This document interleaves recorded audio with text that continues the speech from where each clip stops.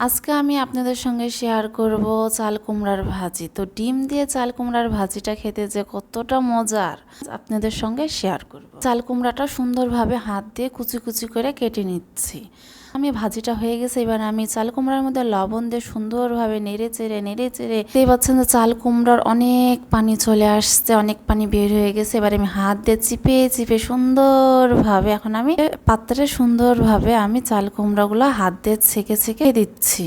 চুলাতে একটা কড়াই বসাই দিচ্ছি, তেল দিয়ে দিচ্ছি, আমি পেঁয়াজ কুচি, কাঁচামরিচ কুচি, ওর একটা কালার চলে আসছে পেঁয়াজ কুচিগুলো এক সাইড করে রাখে। এখন আমি দিয়ে দিব ডিম। তো আমরা তো ডিম দিয়ে চাল কুমড়া ভাজি খাই, তো আপনারা চাল কুমড়া ভাজিটা বাসায়তে রান্না করে খাবেন, শেয়ার করবেন। তো দেখতেই পাচ্ছেন আমি সুন্দরভাবে কড়াইতে ডিম দিয়ে নেড়ে চেড়ে এখন পেঁয়াজ মরিচ ডিম দিয়ে আমি একসঙ্গে নেড়ে চেড়ে ভাজি করবো। তো আপনারা তো দেখতেই পাচ্ছেন কি সুন্দর একটা কালার চলে আসছে ডিম পেঁয়াজ মরিচের।